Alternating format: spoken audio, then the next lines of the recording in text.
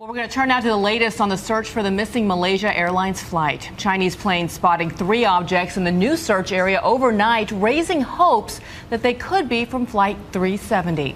ABC's David Wright is in Perth, Australia with the latest. Good morning, David. Morning, Bianna. That's the latest of several objects spotted in the past 24 hours. Promising signs, but we're still waiting for confirmation whether they are indeed debris from Flight 370. Australian maritime authorities have had very little to say today, clearly not wanting to raise people's hopes.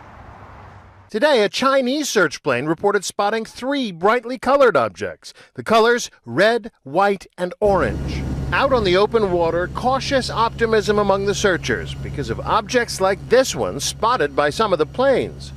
Very busy day. You see the number of objects that we saw out there is certainly unusual. The spotters on board the search planes have seen objects before, but never have they managed to get clear pictures or have another plane find those same objects again. Finally, the details seem to be lining up. Obviously, we don't know if these are associated with the aircraft yet. We could be on something here. In order to determine conclusively if any of this debris is from Flight 370, a ship will have to retrieve it from the water. China's largest research vessel has been in the search area all day. 5 more ships should be arriving on the scene about now. The first one to spot anything significant Friday, this New Zealand P-3 Orion. On Friday, half the planes over the search grid spotted debris of some sort, the most promising day yet.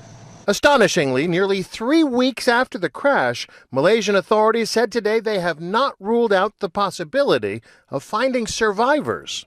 No matter how remote, hope against hope, please, we will continue to find survivors. The search area now focused on a previously unsearched stretch of sea the size of Virginia, nearly 700 miles away from the location of those satellite photos they chased for most of the week. Is it out there? We may know soon, but getting it back won't be easy. It's in a very rough part of the ocean. The sea state will always be very rough.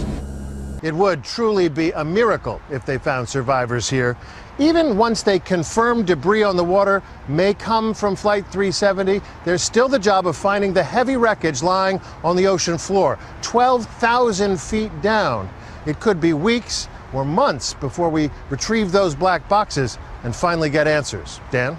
If ever. So much work left to be done. David Wright, thank you. Let's bring in ABC News aviation consultant Colonel Steve Ganyard in Washington this morning. Steve, good morning. I just can't get over those comments from the Malaysian government official overnight about how they're continuing to search for survivors. He also said miracles do happen. Is this a responsible message to be sending, given that they've already said that the plane is gone?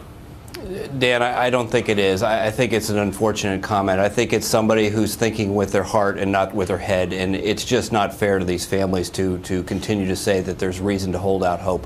We really know nothing more than we did in just days after the mishap. In essence, we're at day 1 on this search. But this is where people, their emotions get the better of them. Really, the only thing they can do now is continue to search, put the emotions at bay, and continue to use the scientific methods that they have and do their best to find something that will give us some answers about this mishap. Steve Ganyard, we appreciate your analysis once again this morning and throughout this coverage. We do appreciate it. Thank you.